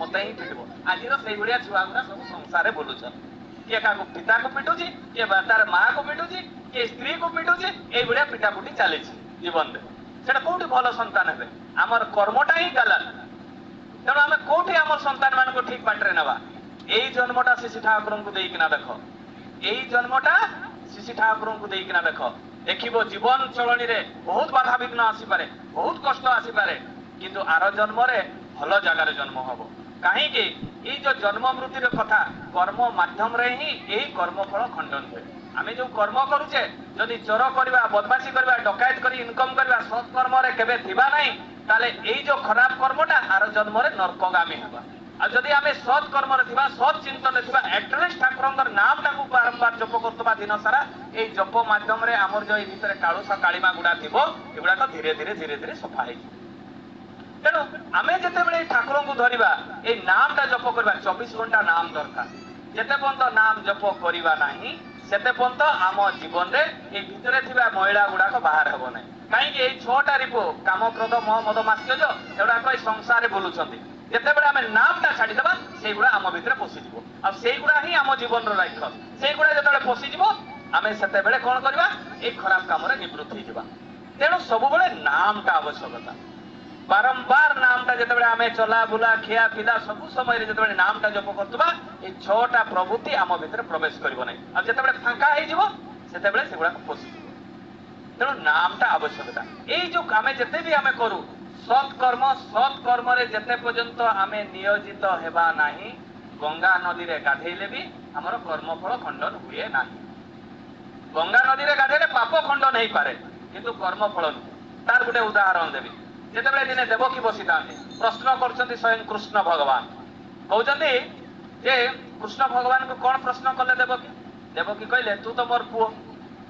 आमे समस्ते जानिछे कृष्ण होछन्ती देवकीकर गर्भरु जन्म हे से होछे तू तो मोर पुओ मु जे 14 वर्ष कारागार रे रहिली तू पुओ हेई करी तिके तोर माया दया हला नै मु तो जानिछि तू विश्व ब्रह्मांडर मालिक तू होछु प्रभु तू तो चाहिथिले सेदर कंस को मारी पारि थांतु तू कहीं की मते बंचेल नहीं तू जदि कहूचु तो समस्ते माँ को जी भल पाए से सबु दिगरे उन्नति करे एवं मातृभक्ति अटूर्जत से छेले कृतिदत्त ठाकुर कहते तो से ही सेम कथा कृष्ण कहते जे माँ को भल पाए से सबु दिगरे उन्नति करे से आशीर्वाद पाए तू कहीं की मते बंचेलु ना मुझे कारागार रे रहिली 14 वर्ष कहीं की बंचेलु ना सेते बेले कृष्ण केते सुंदर उत्तर दउछन जे माँ तू जेते कारागार तोर तो से कथा मने नहीं किंतु मु जेते पूर्व जन्मर कथा तते टिके मने पके दउछि ମୁଁ ଯେତେବେଳେ ରାମଚନ୍ଦ୍ର ହିଁ ଜନ୍ମଗ୍ରହଣ କରିଥିଲି ତୁ ସେତେବେଳେ କୈକେୟୀ ହିଁ ଜନ୍ମଗ୍ରହଣ କରିଥିଲୁ। ତୁ ମନ୍ଥରାର ସହିତ ପଡି ତୁ 14 ବର୍ଷ ମତେ ବଣକୁ ପଠେଇ ଦେଇଥିଲୁ। ମୁଁ ଯେ ସେ ବଣରେ ଖାଲି ପାଦରେ ଚାଲିଲି, ବକଳ ପିନ୍ଧିଲି, ଫଳମୂଳ ଖାଇଲି, କେତେ ଯେ କଷ୍ଟ ପାଇଛି। ମୁଁ ତ ପାଇନି, ମୋ ଭ୍ରାତା ବି ପାଇଛି, ମୋ ସ୍ତ୍ରୀ ବି ପାଇଛି, କେତେ କଷ୍ଟ ପାଇଛି। ତାର କର୍ମଫଳ ଏ ଜନ୍ମରେ 14 ବର୍ଷ এই জেলরে মানে কংসর কারাগারে রই তু ভোগ করছু। তু ভাব নাই যে মু তোর কর্মফলটা খণ্ডন করু নাই, মু তো সহিত রহি তোর কর্মফল খণ্ডন করুছি। কেতে গুরুত্বপূর্ণ কথা দেখ, ভগবান স্বয়ং রহি তার কর্মফল খণ্ডন করନ୍ତି। কর্ম দ্বারা হি কর্মফল খণ্ডন হুয়ে, তা ছড়া আর কিছু নুহে। মানে সেটা প্রমাণিত করদেলে স্বয়ং বিষ্ণু নারায়ণ, স্বয়ং শ্রীকৃষ্ণ। আমি ভাবু যে 12 ব্রত উষা করিদেলে বা কোনসি পাখরে দান ধর্ম করিদেলে বা কোনসি প্রকার গোটে সৎসঙ্গ করিদেলে যে আমি ভাবুছে যে আমার কর্মফল খণ্ডন হয়ে গলা, তা নুহে। আমি যে নর্ক তুল্য কর্ম গুড়া করুছে, যে খাদ্য খাউছে, সেগুড়াক কোনসি শাস্ত্রে লেখা নাই। আমি যে গলত কাম করুছে, যেটা খারাপ কাম করুছে, শাশু শ্বশুরঙ্কর সেবা করুনা, পড়াপড়ি সহিত ভালো সম্পর্ক রখুনা, মনিষকু বঞ্চাইবা পাই চেষ্টা করুনা, এইগুড়াক হচ্ছে ঠাকুরঙ্কর কাম। এগুড়া তো আমি কেবে করুনা। তো আমি কেবে এই যে কর্মফল আমার তো গলত দিশারে চালিছে, তো এই কর্মফল আর জন্মকু স্টক হইকিনা রহব, তাকে আমি তো ভোগ করিয়া পাই পড়িব। তেণু কর্মফল কর্ম দ্বারা খণ্ডন হুয়ে, কিন্তু পাপ ধুই হই পারে গঙ্গা নদী, কিন্তু কর্মফল কেবে খণ্ডন হুয়ে না গঙ্গা নদীরে গাধে। এইগুড়াক জানিবার দরকার। তাহলে ঠাকুরঙ্কর যে মু কইলি প্রথম থরে কইলি যে ঠাকুরঙ্কর যে দীক্ষা নিবে সে ঠাকুরঙ্কর কিছু কাম করিবার দরকার নাই। বঞ্চিবা বড়িবা পাই ঠাকুর যাহা বিধান দেইছন্তি সেটা নিজ জীবন চরিত্রে করিব। ঠাকুর যাহা বিধান দেইছন্তি নিজ জীবন চরিত্রে করিব। কাহিকি করিব? নিজে বঞ্চিবা পাই। ঠাকুর যেতে বি বিধান দেইছন্তি সবু বঞ্চিবা পাই বিধান দেইছন্তি, তা ছড়া আর কিছু বি নুহে। ঠাকুর যেতে বি বিধান দেইছন্তি বঞ্চিবা পাই। তার উদাহরণ দেবি। দিনে দুইটা ভিখারি চালি চালি যাউথান্তে, ଯିବା ଭିତରେ ଜଣେ ঋତିକ ଦାଦା ଯାଜନ କରନ୍ତି। କଣ କଲେ ଯାଜନ? ଯେ ଶିଶି ଠାକୁର ଅନୁକୂଳ ଚନ୍ଦ୍ରଙ୍କର ଦୀକ୍ଷା ନେବ ସେ ସୁଖ ଶାନ୍ତିରେ ରହିବ, ତା ଜୀବନରେ ଦୁଃଖ ହବ ନାହିଁ। এই কথাটা ঋତିକ ଦାଦା ଯାଜନରେ କହିଦେଲେ। ଯେତେବେଳେ ଯାଜନରେ এই କଥାଟା କହିଦେଲେ, ସେ ଦି ଜଣ ଭିକାରୀ ଯାଉଥାନ୍ତି ଶୁଣିଲେ। ଶୁଣିଲା ପରେ କହୁଛନ୍ତି ଆମେ ବି ଟିକେ ଦୀକ୍ଷା ନେଇଯିବା। ସେ କହିଲେ ଦୀକ୍ଷା ନେଇଗଲେ ଯଦି ଆମେ ସୁଖ ଶାନ୍ତିରେ ରହିବା, କାହିଁକି ଦୀକ୍ଷା ନେବା ନାହିଁ? ଯାହା ବି ହଉ ସିଏ ଆସିଲେ, ସେଇଠି ଆନନ୍ଦ ବଜାର ହେଇଥାଏ, ଭଣ୍ଡାରର ବ୍ୟବସ୍ଥା ହେଇଥାଏ। ଭଣ୍ଡାର ଖାଇସାରିଲେ, ଖାଇସାରିଲା ପରେ ପଚାରୁଛନ୍ତି ସେ ଭାଇମାନଙ୍କୁ, କିଏ ଏଟା କହିଲା ଯେ ଠିଆ ହେଇକରି ଯେ ଠାକୁର ଅନୁକୂଳ ଚନ୍ଦ୍ରଙ୍କର ଦୀକ୍ଷା ନେଲେ ତାର ସିଏ ସୁଖ ଶାନ୍ତିରେ ରହିବ, ଦୁଃଖ ସବୁ ଦୂର ହେଇଯିବ, ସେଟା କିଏ? ଭାଇମାନେ କହୁଛନ୍ତି ସିଏ ହଉଛନ୍ତି ସପ୍ରତି ଋତିକ ଦାଦା। କହିଲେ ଆମେ ତାକୁ ଦେଖା କରିବା ପାଇଁ ଚାହୁଁ। କହିଲେ ଠିକ ଅଛି, ଦେଖା କରେଇଦେବି। ସେ ଭାଇଟି ନେଇଗଲା ଦି ଜଣ ଭିକାରୀକୁ ସପ୍ରତି ଋତିକ ଦାଦାଙ୍କର ସାମ୍ନାକୁ। ସପ୍ରତି ଋତିକ ଦାଦାଙ୍କର ସାମ୍ନାରେ ଯେତେବେଳେ ଠିଆ କରେଇଦେଲେ, ଠିଆ କରେଇଦେବା ସମୟରେ ସେଇ ସମୟରେ କଣ ହେଇଛି? ସେ ଠିଆ କରିବା ସମୟରେ ହଠାତ୍ ପ୍ରଶ୍ନ କରୁଛନ୍ତି ଦି ଜଣ ଭିକାରୀ। କହିଲେ ଦାଦା ଆପଣ ତ ବହୁତ ଜୋରରେ ଠିଆ ହେଇକରି କହିଦେଉଥିଲେ ଯେ ଶିଶି ଠାକୁର ଅନୁକୂଳ ଚନ୍ଦ୍ରଙ୍କ ଦୀକ୍ଷା ନେବ, ସେ ସୁଖ ଶାନ୍ତିରେ ରହିବ, ତାର ଦୁଃଖ ଦୂର ହେଇଯିବ, ଏଇଟା କଣ ସତ କଥା? ঋতিক ଦାଦା କହୁଛନ୍ତି 100% ନାଇଁ 200% ସତ। ଆଶ୍ଚର୍ଯ୍ୟ ହେଇଗଲେ ଦି ଜଣ। ତାହେଲେ ଆମେ ବି ଦୀକ୍ଷା ନେବା। ଦୀକ୍ଷା ଦେଲେ। ଦୀକ୍ଷା ଦେବା ସମୟରେ ঋତିକ ଦାଦା ବିଧାନ କହିଲେ, ଯୋଉଟା ଆମେ ଜୀବନରେ କରିବା ଦରକାର। କଣ ବେନିଫିଟ ଅଛି ଏଇଟା ଆପଣ ମନ ଦେଇକିରି ଶୁଣନ୍ତୁ। ଯୋଉମାନେ ଦୀକ୍ଷା ନେଇଛନ୍ତି ବା ନେଇନାହାନ୍ତି ମନ ଦେଇକିରି ଶୁଣନ୍ତୁ। କାହିଁକି ঋତିକ ଦାଦା ମାନେ ଯେତେବେଳେ ଦୀକ୍ଷା ଦିଅନ୍ତି ଏ କଥା ସବୁ କୁହନ୍ତି। ତାର ବେନିଫିଟ କଣ? ଠାକୁର ବିଧାନ ଦେଲେ ବ୍ରହ୍ମ ମୁହୂର୍ତ୍ତରେ ଉଠିବା। କାହିଁକି ବ୍ରହ୍ମ ମୁହୂର୍ତ୍ତରେ ଉଠିବା? ଆମର ଯୋଉ ଏଇ ମସ୍ତିଷ୍କଟା 4 ଫାଳ ଅଛି। ଯୋଉମାନେ ସାଇନ୍ସ ପଢନ୍ତି ବା ଯୋଉମାନେ ସ୍କୁଲରେ ପାଠ ପଢୁଛନ୍ତି ଛୁଆମାନେ ବା ସେମାନେ ଦେଖିଥିବେ, ଖପୁଡିର ଯେତେବେଳେ ପଢାଯାଏ ପାଠ ସେଟା 4 ଫାଳ ଥାଏ। এই ভিতরে পিটুটারি গ্ল্যান্ড আছে এবং পিনাইল গ্ল্যান্ড। এই ভিতরে খপুড়ি ভিতরে পিটুটারি এন্ড পিনাইল গ্ল্যান্ড।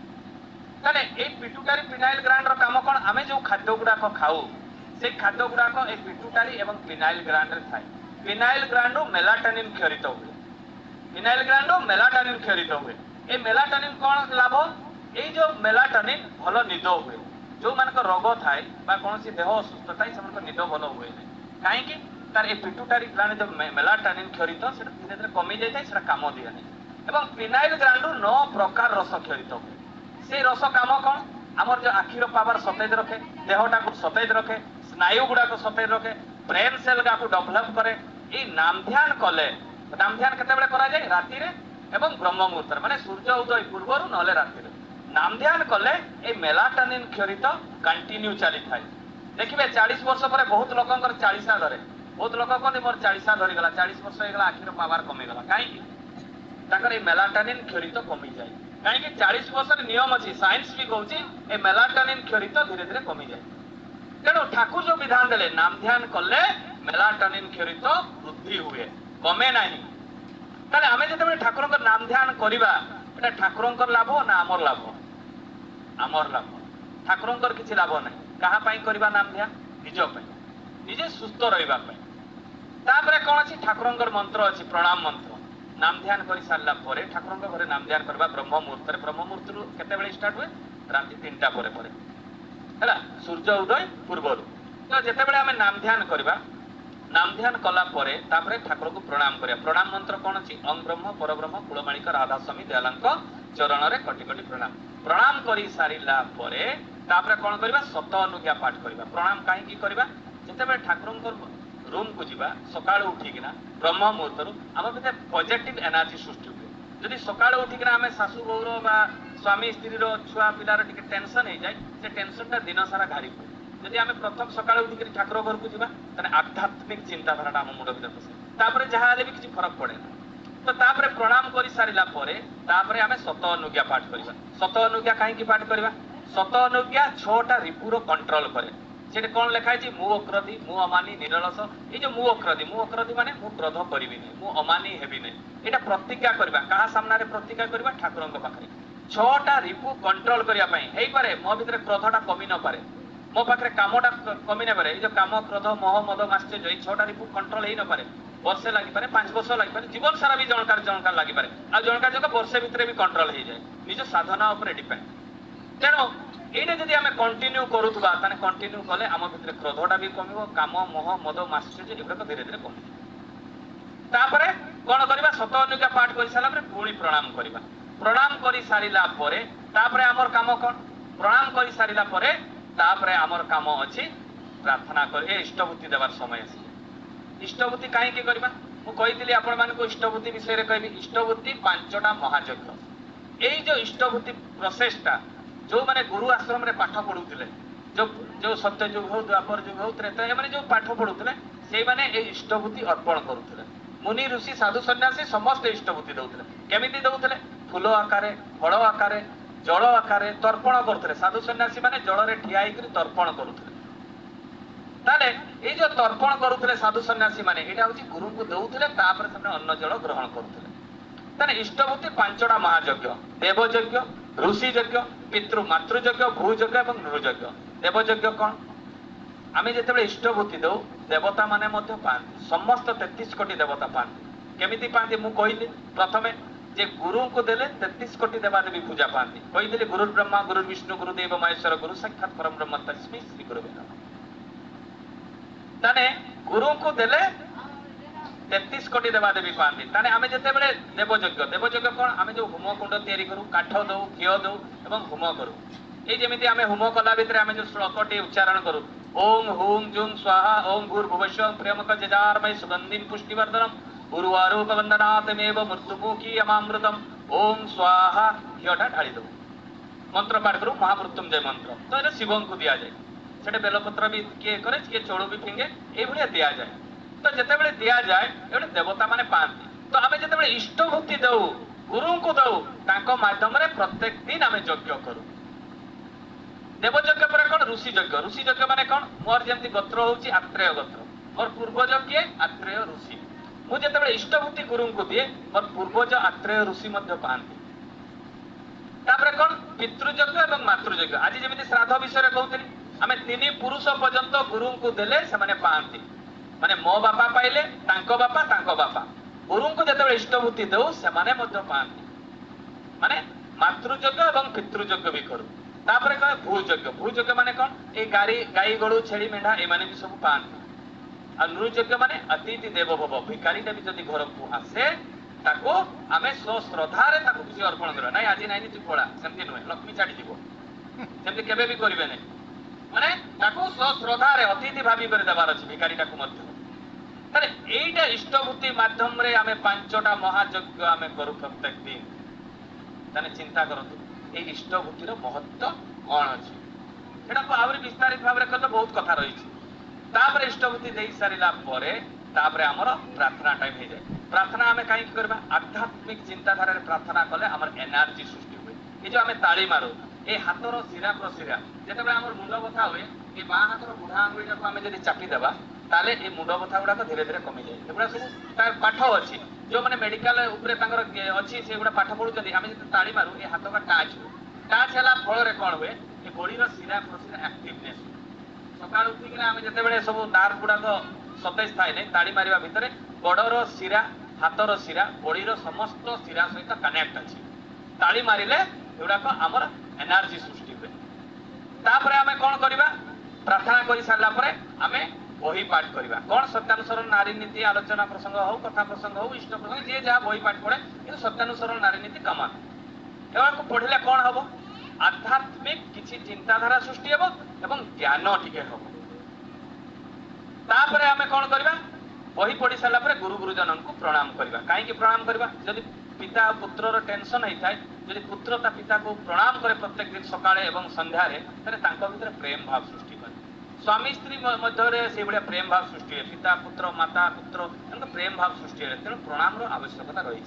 प्रणाम कर सारा पर थालकुड़ी पत्र सेवन थालकुड़ी पत्र कहीं खाइबा 40 प्रकार रोगरू आमे मुक्ति पाइबा ब्लड क्लटिंग हेबो नहीं ब्लड प्रेशर हेबो नहीं सुगर हेबो नहीं एनर्जी जो बार्धक्य समय जो एनर्जी कमी जाए से एनर्जी कमिबो केते 40 प्रकार रोगरू मुक्ति मिले थालकुड़ी पत्र माने कोन शवासन एक्सरसाइज मां माने तो सकाळ उठिकिना बासन माजिबा झाड़ू मारिबा ताको तो एक्सरसाइज हो जाउची भाई माने से बडा की एक्सरसाइज करिया दरकार जदि कोनसी बाड़ी बगीचा अछि करिवे नले हम ठाकुर कहते शवासन कथा एक्सरसाइज करिया कथा करिवे ताने देहटा सुस्थ हो। ताले ठाकुरंकर दीक्षा नेला परे ऋतिक दादा जहाँ जहाँ से दुई जन भिखारी को बतैले सेटा ठाकुरंकर बेनिफिट ना मोर बेनिफिट सेटा हमें जानिबा दरकार। हमें जानू ना तेणु करूना हमें इष्टभूति करूना टाइम टू टाइम ध्यान करूना टाइम टू टाइम प्रार्थना करूना हमें भाबो बोले ठाकुरंकर पई करबा पई पड़े हमें जानि नै सेति पई तो हम भीतर से ज्ञान गुडा पसी रही तेणु एई गुडा को हमको डेली करिया पई पड़िबो देह जदी सुस्थ हबो। ठाकुरंकर काम ताहले कोन नर नारायण सेवा माने जो माने करू नाहांती से मानकु बंचेबार दायित्व होची हमर डीपी वर्क सेटा होची ठाकुरंकर काम बाकी जेते अछि सेबडा मो निजो पई मु करिवि जजन जाजन इष्टभूति सस्तनी सदाचार ठाकुर जो विधान देले एगुडा को मो निजो पई। तापरे कोन कहले कहि साला परे से दी जन भिखारी पळेले काई पळेले तांको घर को 5 वर्ष बंद कले तांको भीतर गोटे लालसा थिला जे ऋतिक दादा ठिया होकर कहितले जे श्री ठाकुर अनुकूल चंद्रकर दीक्षा नेबो तार दुख दूर हो जिवो सुख शांति रे रहिबो तेणु सेई मनटा तांकर भीतर घारी हेउता ए घारी घारी 5 वर्ष बीती गला किंतु किछि लाभ होला नै दीक्षा नै करी सेमने कहले ए तो दीक्षा नेलु ए तो सब पैसा धंधा सब चली छी खाली हमर तो सब पैसा नै सारले सकाळू ए सब दीक्षा फिक्षा सब बंद कर दबा जीवा ठाकुर अनुकूल चंद्र पाखु आ से पैसा का सब मागी करी आनिबा।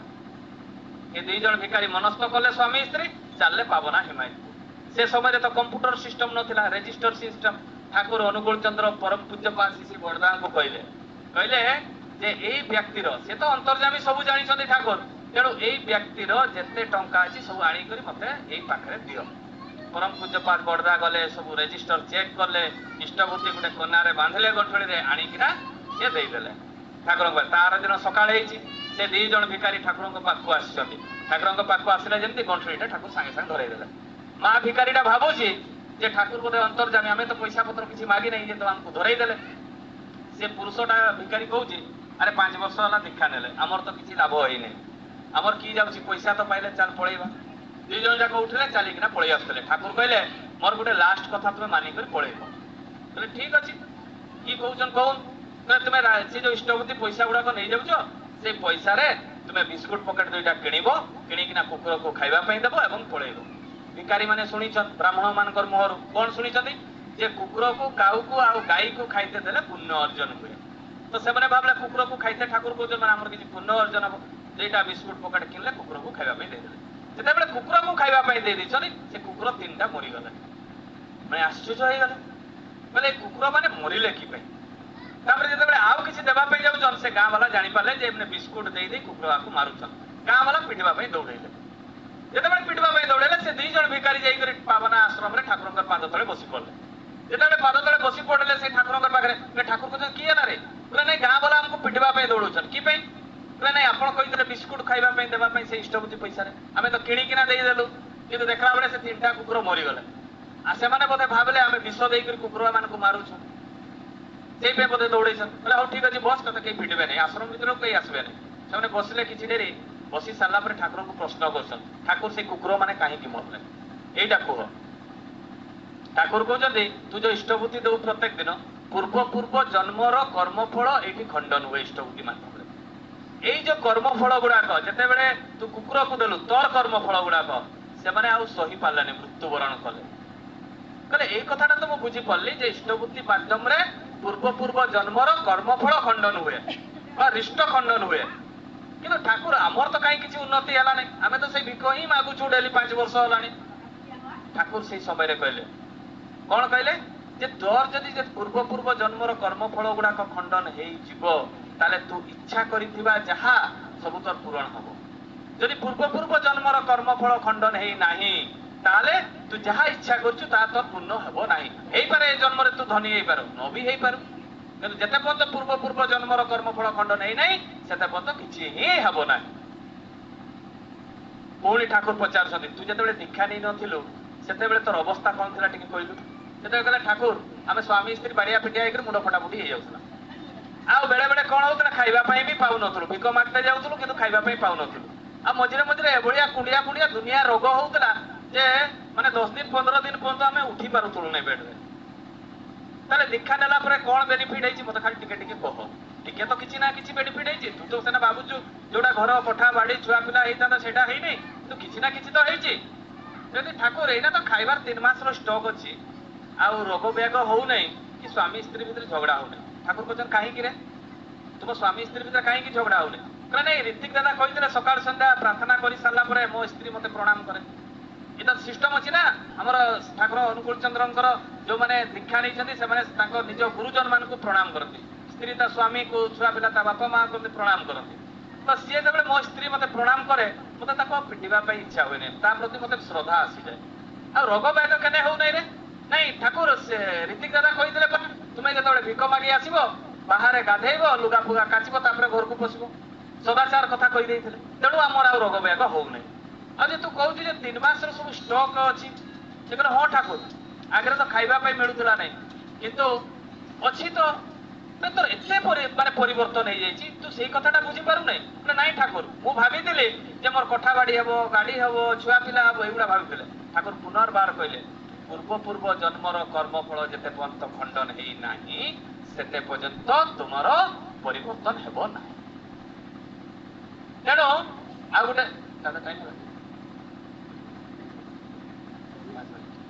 କଥା କହି ମୋର ବକ୍ତବ୍ୟ ଶେଷ କରିବି ଦିନେ କୃଷ୍ଣଙ୍କର ଜଣେ ଭକ୍ତ ସେ ହଉଛି କୃଷ୍ଣଚନ୍ଦ୍ର ଦାସ ଓଡିଶାର ଜଣେ ପରମ ଭକ୍ତ ସେ କୃଷ୍ଣ ଛଡା କିଛି ବୁଝନ୍ତ ନାହିଁ ଦିନେ କଣ ହେଇଛି ସେ ଦିନେ ଚିନ୍ତା କଲେ ଯେ ମୁଁ ଜଣେ ଜୀବନ୍ତ ଗୁରୁଙ୍କୁ ଦରକାର ସମସ୍ତେ ଜାଣିଛନ୍ତି ଆଗରୁ ବି ଥିଲା ସେଇ ସିଷ୍ଟମଟା ଯେ ଜୀବନ୍ତ ଗୁରୁ ଜଣକାର ଦରକାର ତ ଜୀବନ୍ତ ଗୁରୁ ଯଦି ଦରକାର ତାହେଲେ କଣ କରାଯିବ ତ ଏଇଭଳିଆ ବୁଲୁ ବୁଲୁ କିଛି ରୀତିକ ଦାଦାଙ୍କର ସହିତ ସାକ୍ଷାତ ହେଲା ପରେ ସେ ରୀତିକ ଦାଦା କହିଲେ ଯେ ଶ୍ରୀ ଠାକୁର ଅନୁକୂଳ ଚନ୍ଦ୍ର ହଉଛନ୍ତି ବିଶ୍ୱ ବ୍ରହ୍ମାଣ୍ଡର ମାଲିକ ସିଏ ହିଁ ନାରାୟଣ ସିଏ ହିଁ ଶ୍ରୀକୃଷ୍ଣ ସିଏ ହିଁ ସବୁ କିଛି ତ ଇଏ କଲେ ତାଙ୍କୁ ବିଶ୍ୱାସ ହେଲା ନାହିଁ କାହିଁକି ସେ ତ କୃଷ୍ଣକୁ ପୂଜା କରନ୍ତି କୃଷ୍ଣ ସାମ୍ନାରେ ନାମ ଧ୍ୟାନ କରନ୍ତି ତେଣୁ ତାଙ୍କୁ ବିଶ୍ୱାସ ହେଲାନି ସେ କହିଲେ ମୁଁ ଦେଖା କରିବା ପାଇଁ ଯିବି ଯାହା ବି ହଉ ଶ୍ରୀ ଠାକୁରଙ୍କ ପାଖକୁ ଆସିଛନ୍ତି ଶ୍ରୀ ଠାକୁରଙ୍କ ପାଖକୁ ଯେତେବେଳେ ଦେଖିକିନା ମୋହିତ ହେଇଗଲେ ଯେତେବେଳେ ଶ୍ରୀ ଠାକୁରଙ୍କୁ ଦେଖି ମୋହିତ ହେଇଗଲେ ସେ ଦୀକ୍ଷା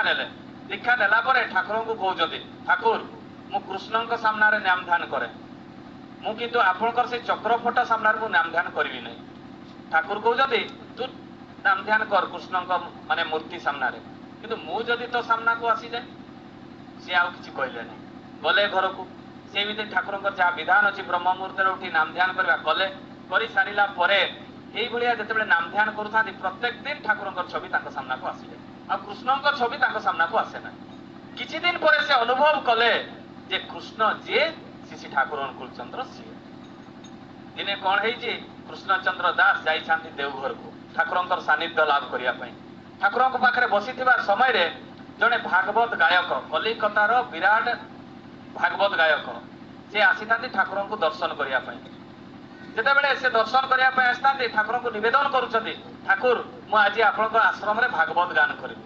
ଠାକୁର କହିଲେ ଠିକ ଅଛି ତୁ ଭାଗବତ ଗାନ କର। ତ ସନ୍ଧ୍ୟା ହେଇଛି ଭାଗବତ ପାଠ ଆରମ୍ଭ ହେଲା। ସେ କ୍ଷାନ୍ତମଣି ତାଙ୍କ ନାମ ଥିଲା, କ୍ଷାନ୍ତମଣି ଭାଗବତ ଗାୟକ, ବିରାଟ ଗୋଟେ ଭାଗବତ ଗାୟକ। କ୍ଷାନ୍ତମଣି ଭାଗବତ ଗାନ ଆରମ୍ଭ କଲେ। ଆରମ୍ଭ କଲା ଯେତେବେଳେ ଆରମ୍ଭ ହେଲା ସେତେବେଳେ ଯୋଉ ଗୁରୁ ଭାଇ ମାନେ ସବୁ ବସିଥିଲେ ସେଇ ସମୟରେ କଣ ହେଇଛି ସବୁ ଧୀରେ ଧୀରେ ଧୀରେ ଧୀରେ ଠାକୁରଙ୍କ ପାଖରୁ ଉଠି ଚାଲିଗଲେ ସେଇ କାହା ପାଖକୁ କ୍ଷାନ୍ତମଣି ପାଖକୁ ଭାଗବତ ଶୁଣିବା ପାଇଁ। ଯେମିତି ଇନା ଧରିନ ଇନା ଶ୍ରୀଦେବୀ ଆସିଯିବ ଏଠୁ ଛାଡିକରି ସବୁ ପଳେଇଲେ। ସେଇମିତି ଅବସ୍ଥା ହେଲା ଠାକୁର ପାଖରେ ବସିଥାନ୍ତି ଯେତେବେଳେ କ୍ଷାନ୍ତମଣି ଭାଗବତ ଗାନ ହେଇଛି ସେତେବେଳେ ଧୀରେ ଧୀରେ ଧୀରେ ଧୀରେ ସବୁ ଉଠିକରି ପଳେଇଲେ। ଠାକୁର ଚିନ୍ତା କରୁଛନ୍ତି ଯେ ମତେ ଯଦି ଇନା ପାଣି ଗ୍ଲାସେ ଦରକାର ଇନା କେହି ଦେବାର ନାହିଁ, କିନ୍ତୁ ସବୁ ପଳେଇଲେ ଭାଗବତ ଶୁଣିବା ପାଇଁ। ପଛଆଡେ ଯେତେବେଳେ ଉଣଉଛନ୍ତି ଅନେଇଲା ବେଳେ କୃଷ୍ଣଚନ୍ଦ୍ର ଦାସ ଓଡିଶାର ପରମ ଭକ୍ତ ସେ ବସିଛନ୍ତି। ଠାକୁର କହୁଛନ୍ତି ତୁ ଗଲୁ ନାହିଁ ଭାଗବତ ଶୁଣିବା ପାଇଁ। ସେତେବେଳେ କୃଷ୍ଣଚନ୍ଦ୍ର ଦାସ କହୁଛନ୍ତି ଠାକୁର ଭାଗବତ ତ ମୁଁ ବହୁତ ଶୁଣିଛି ଆଉ ଶୁଣିବା ପାଇଁ ମଧ୍ୟ ପାଇବି, କିନ୍ତୁ ଜୀବନ୍ତ ଭାଗବତ ଯେ ମୋ ସାମ୍ନାରେ ବସିଛନ୍ତି ମୁଁ ତାଙ୍କୁ ଛାଡି ପଦେ ବି ଯିବି ନାହିଁ। କେତେ ଗୁରୁତ୍ୱପୂର୍ଣ୍ଣ କଥା ଯେ ଜୀବନ୍ତ ସ୍ୱୟଂ ପ୍ରଭୁ ବସିଛନ୍ତି ତାଙ୍କ କଥା ନ ଶୁଣି ମୁଁ ଯିବି ନାହିଁ। ଯାହା ବି ହଉ ଏଠି ଯୋଉମାନେ ଉପସ୍ଥିତ ଅଛନ୍ତି ଅନୁପସ୍ଥିତ ଅଛନ୍ତି ସମସ୍ତଙ୍କର ପଞ୍ଚମହାଜୀବନ ନୃଷ୍ଟିପୁତ ସମସ୍ତେ ଶାନ୍ତି ସ୍ୱସ୍ତିରେ ରାମ ଜୀବନ ଯାପନ କରନ୍ତୁ। ଏତିକି କହି ମୋର ବକ୍ତବ୍ୟ ଶେଷ କରୁଛି। ଜୟ ଗୁରୁ।